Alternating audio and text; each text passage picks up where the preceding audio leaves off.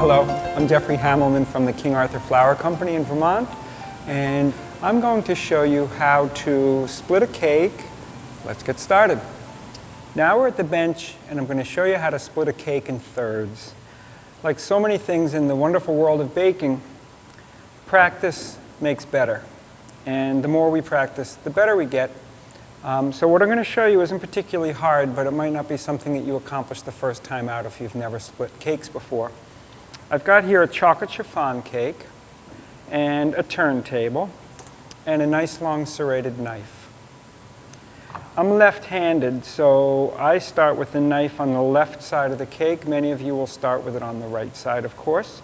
And first I'm just going to take off this top layer of cake. I'm going to take the thinnest slice off that I can, and then that'll leave me with 3 good slices down below. So I'm going to point my index finger down along the length of the blade. That's going to help me have more horizontal control over the knife. And then I'll exaggerate this, but the important things to keep in mind is that you don't want the knife to be like this or like this. We want to try to keep the knife in an absolutely horizontal plane at all times so that we get nice clean slices. Now, as I cut, I'm not going to cut straight through the cake.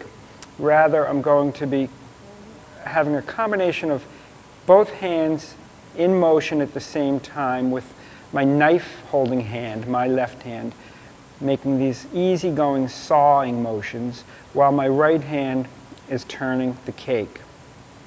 Another thing that I personally find very helpful is not to hold the knife back here. It's so far from my hand that it's very hard for me to get control. I like to keep the knife up here. So let's demonstrate what that's going to look like. I take a little teeny bite and I go all the way around the cake, and the goal is when I get back to the starting point, does my knife meet up with the place where it started? Which it did. So now I go a little deeper and finally get all the way through, and I can pick up this layer of scrap, which I would not throw away. We'll dry it out and grind it up, and that can be crumb that goes on the side of our cake. And now I'm left with the cleaner top portion of the cake.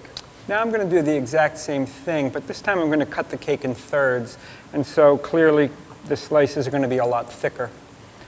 So I'm going to just look on the side and eyeball where roughly a third of the cake is, and once again have that coordinated motion between my knife hand and my other hand. I'm doing this kind of slowly to demonstrate the method. Once I came around to the starting point, I went a little bit deeper, and here's my cut. You can see that it's pretty clean. There's not a bunch of jagged parts on the inside of it. And now I'll cut the remaining cake more or less in half using the same technique. When I reach the starting point, go in a little bit deeper, and now I've cut that one, and that one's also reasonably clean. I'll put that one on top of the first one, and then the bottom portion has a bit of a crust. I'm going to lay that on top. So if I'm going to be assembling a dozen cakes, I'll have a stack of 4 or 5 cakes, and they'll all be in this orientation. And the reason I do that is because now I know that as I build the cakes, when I take the first section, that's the bottom, and it belongs on the bottom. And then I'd progressively take the other 2 sections on top of that. And that is how we slice a cake.